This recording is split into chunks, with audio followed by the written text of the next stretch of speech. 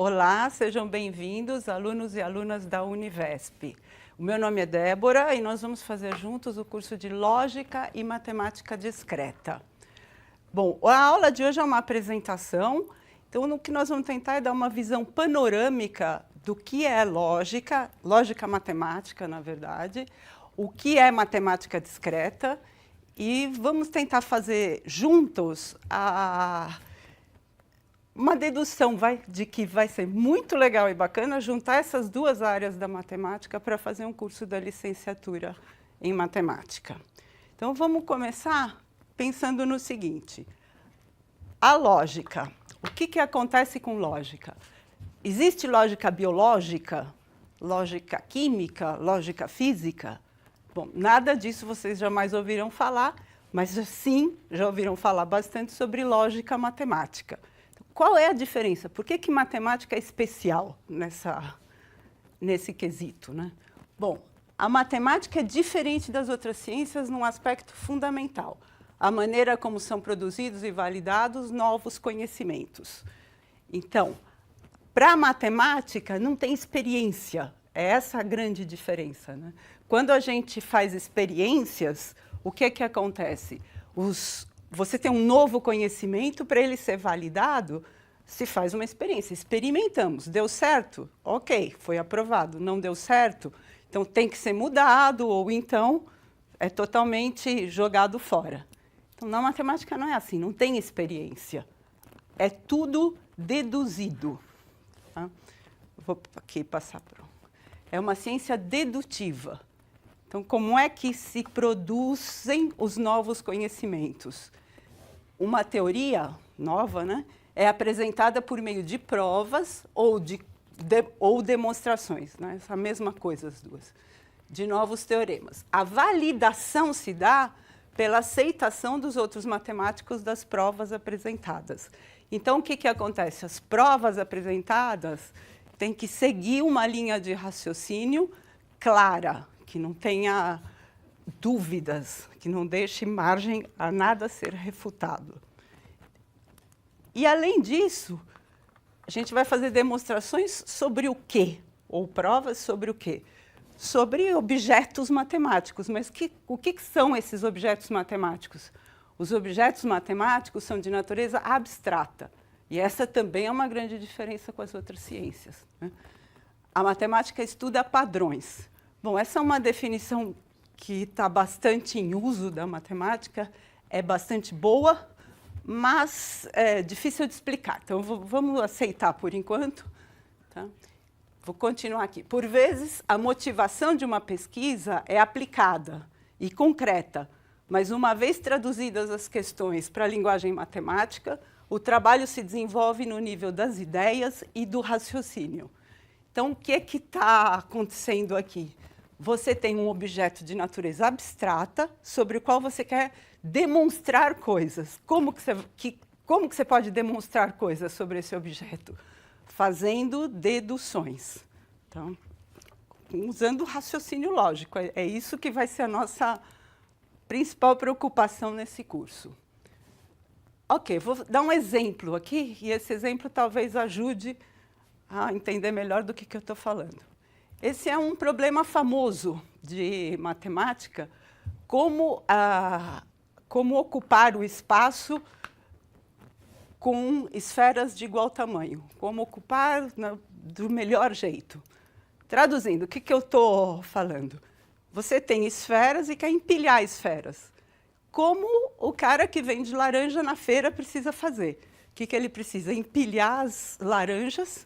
Ele quer ocupar o menor espaço possível para poder ter mais laranjas lá para ofertar. Então, é esse que é o problema. A melhor forma de empilhar sem deixar espaço vazio, né? Eu não quero que os vãos entre as esferas, que vão necessariamente aparecer, eu gostaria que fossem o menor número de vãos possível. Tá? Em outras palavras, dá para dizer que é a maneira mais densa de ocupar o espaço. Tá? Mas eu não queria falar essa palavra técnica. Então, de que jeito a gente empilha essas laranjas? Isso daí ficou famoso como a conjectura de Kepler. Kepler é o mesmo Kepler da astronomia. Em 1611, ele fez essa conjectura.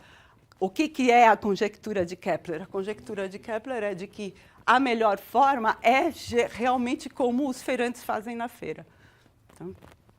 Então, ok, essa conjectura feita, e aí, como é que a gente resolve essa conjectura? Demorou quanto? 400 anos para...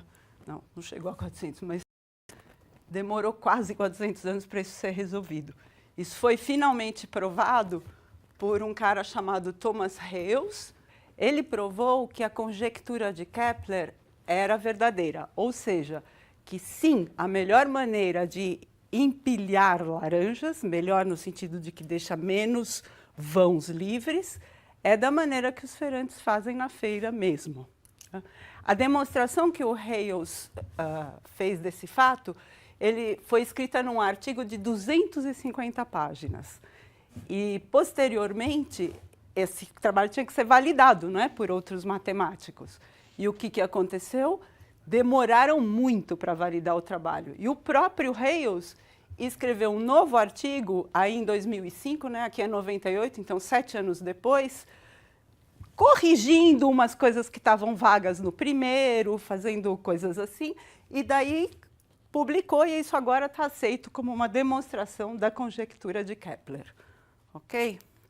Bom, aqui eu tenho uma imagem do artigo mesmo, é a página 2 e a página 3 do artigo do Thomas Hales.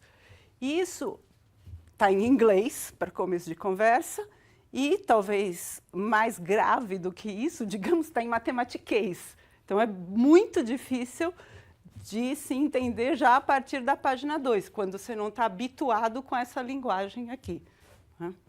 O que eu queria mostrar isso? Ele começa nessa página falando do problema da conjectura de Kepler, até tem esse desenho super bonitinho das esferas empilhadas, que dá uma ideia de o que ele está tratando, é um problema real, do mundo real.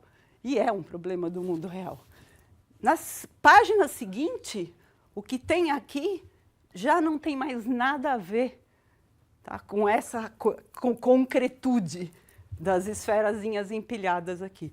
Tudo que aparece aqui são conceitos matemáticos e linguagem matemática. Então, ele passa rapidamente de uma coisa para outra e resolve o problema aqui, nesse tipo de mundo, né? A linguagem matemática, o raciocínio lógico, é lá que vai ser tudo resolvido. Então, o concreto, né, do problema original vai rapidamente embora e passa para a linguagem matemática com conceitos abstratos e raciocínio lógico.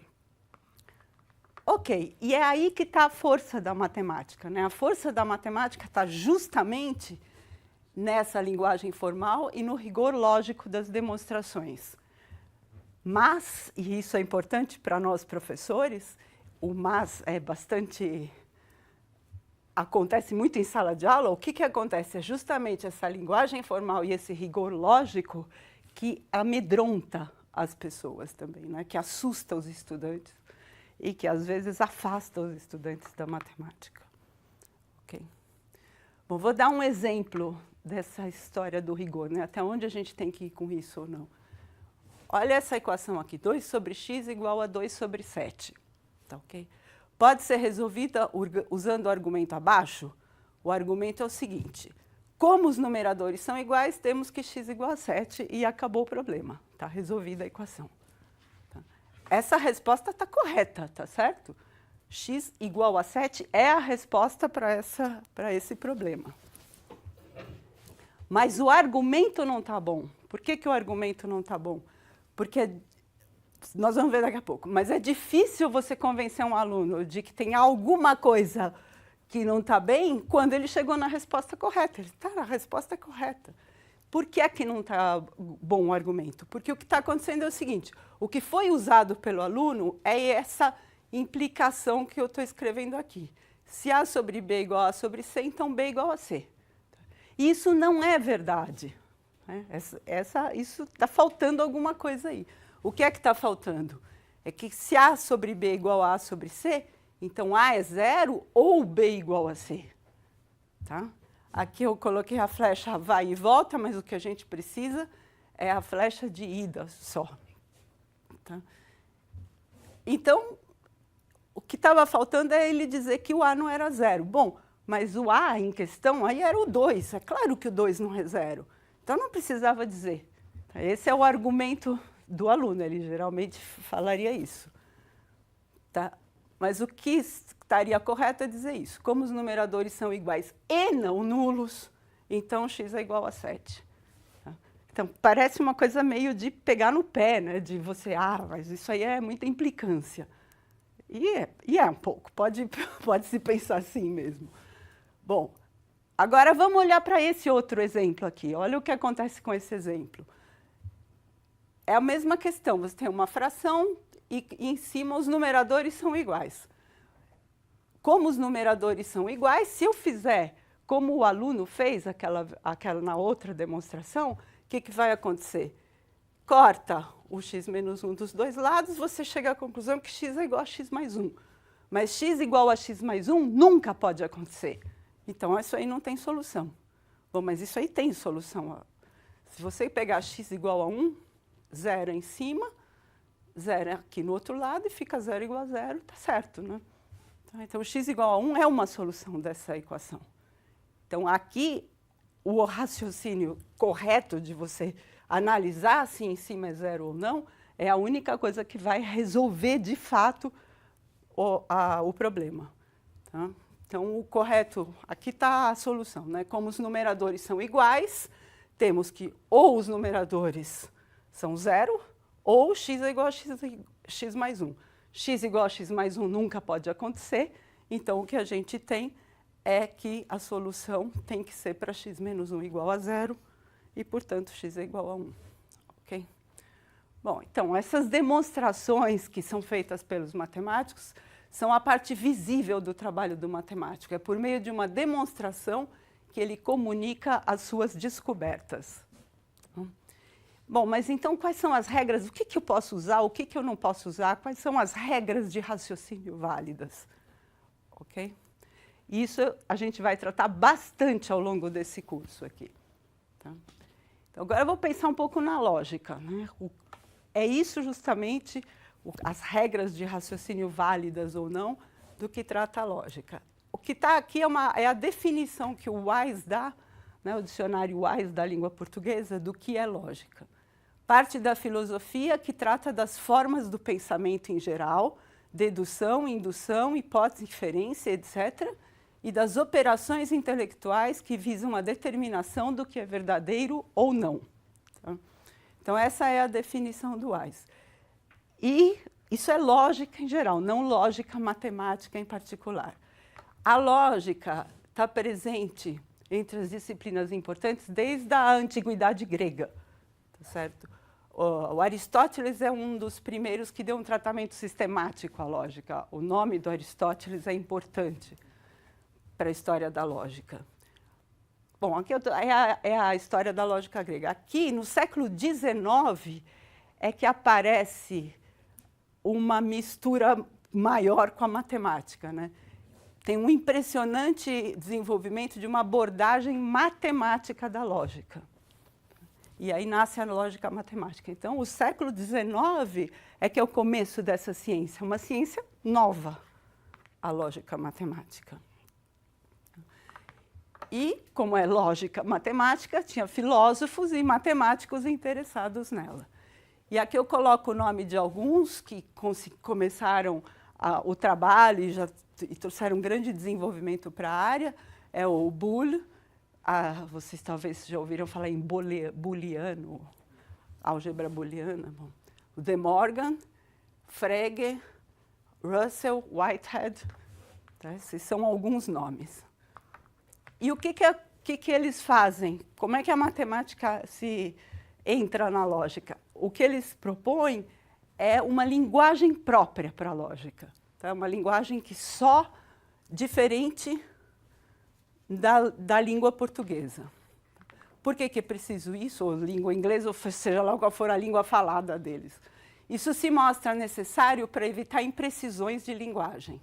No desafio proposto por David Hilbert, que é um matemático importantíssimo, no início do século XX, e nem é no início do século XX, na verdade, o desafio de Hilbert ele propôs exatamente em 1900, que teve um grande congresso de matemática, ele propôs esse desafio.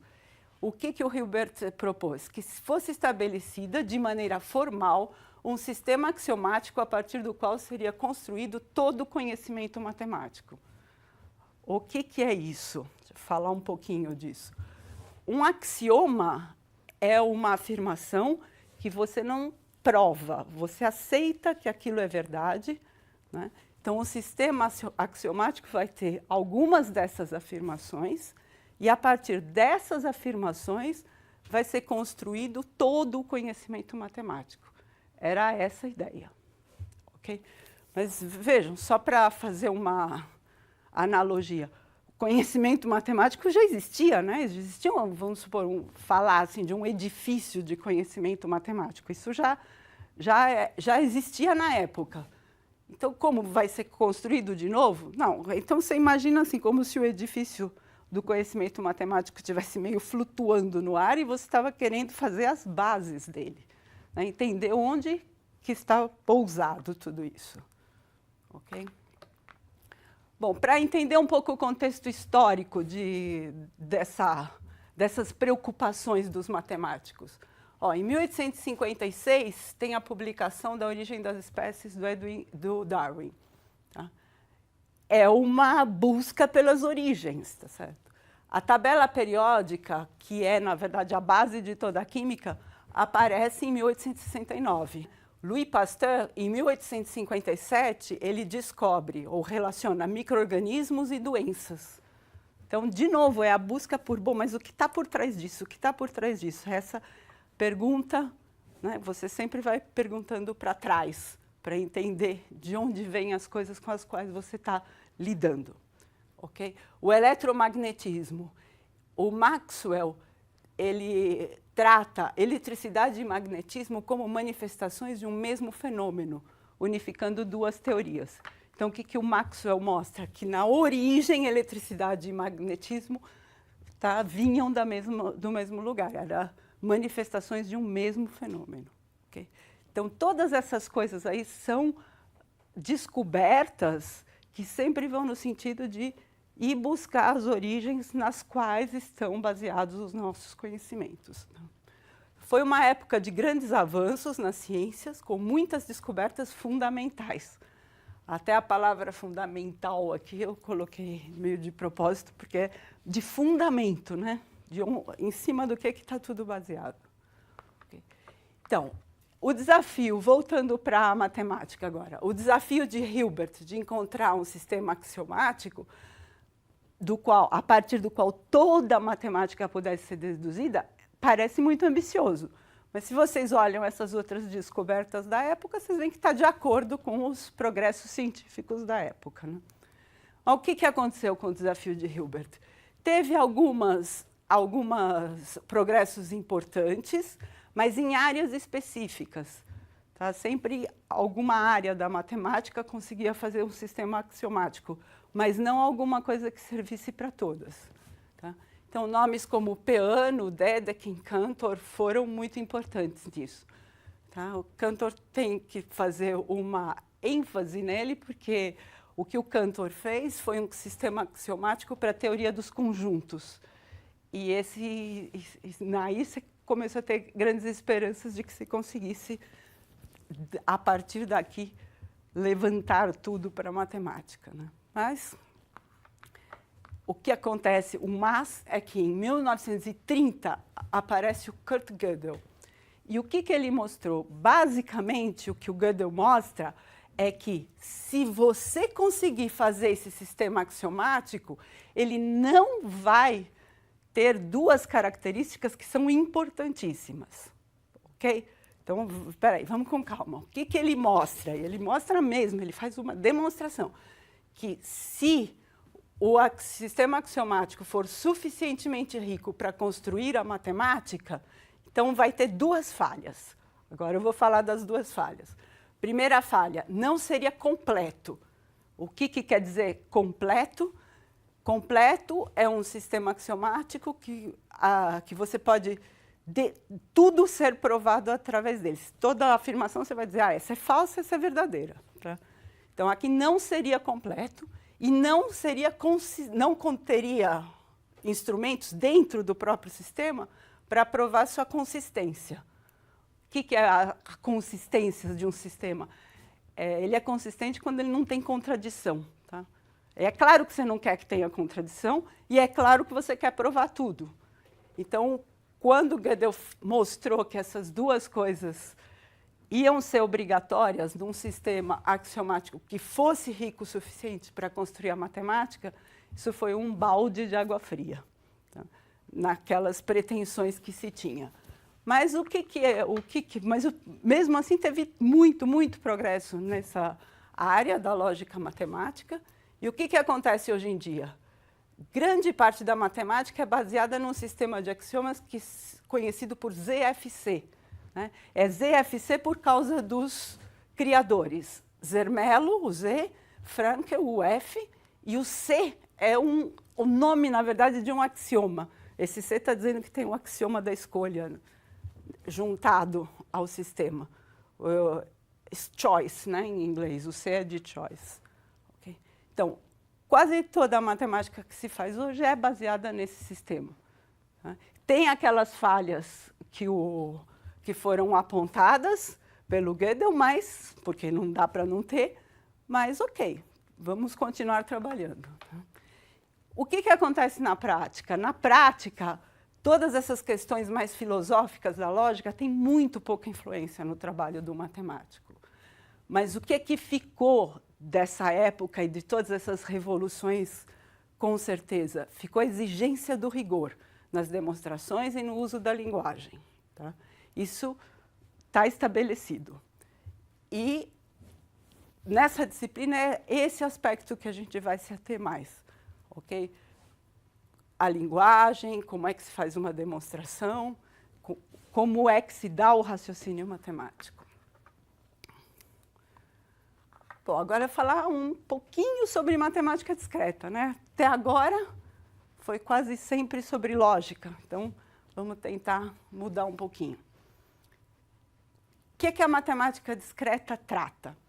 Estruturas matemáticas que são finitas ou podem ser enumeradas. O que pode ser enumeradas? É o seguinte, você enfileira assim, né, os seus objetos e coloca uma etiquetazinha em cada um. 1, 2, 3, 4. Aí você está enumerando um conjunto de objetos. Tá?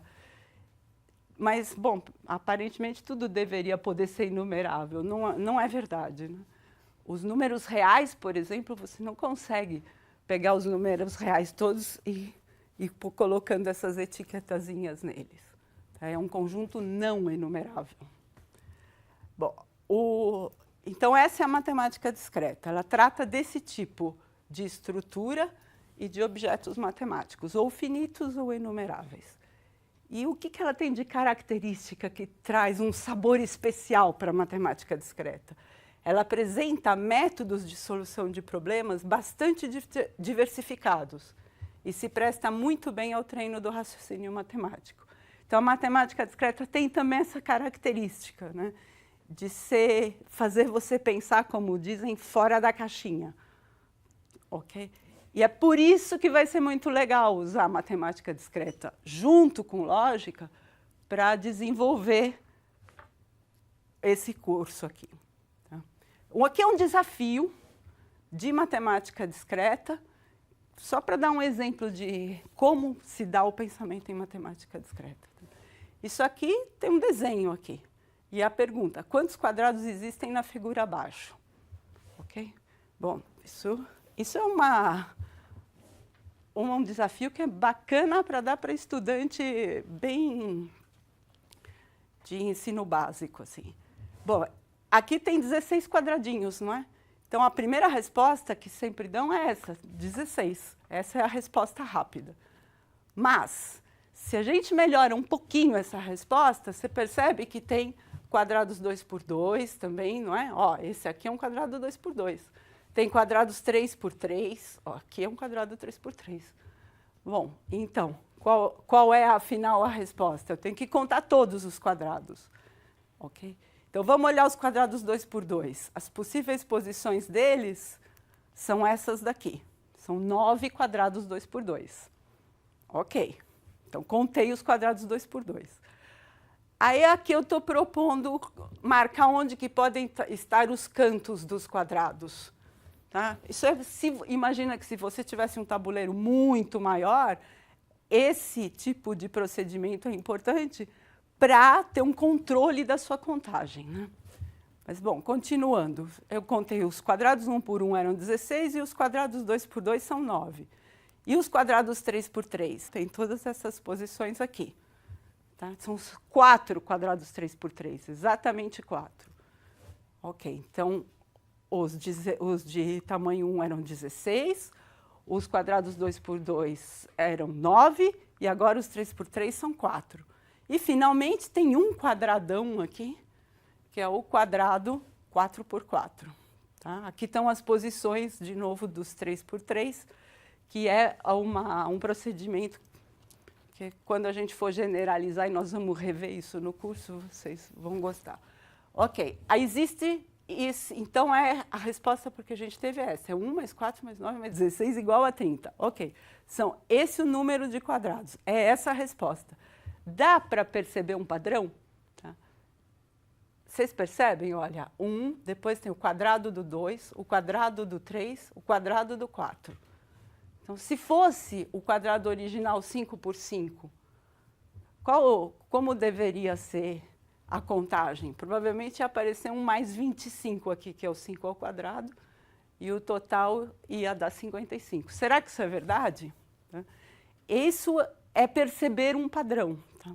Estou querendo saber, será que deu para perceber esse padrão? Se eu perguntar num tabuleiro N por N, generalizar a questão, a resposta vai ser essa, 1 mais 2 ao quadrado, mais 3 ao quadrado, até N ao quadrado. E essa resposta é um palpite, na verdade, mas está baseado no que a gente entendeu, no que fazendo o caso N igual a 4. Tá? Isso é uma conjectura, por enquanto, porque não foi provado. Tudo que não foi provado é uma conjectura, mas vocês vão ver que é verdade. E a gente vai voltar a ela mais tarde no curso. A gente vai provar que para todo tabuleiro N por N, essa fórmula vai valer aí. Tá? Ok? Bom, o que a gente tinha para falar por hoje é isso. Eu espero que vocês tenham gostado e até a próxima. Obrigada.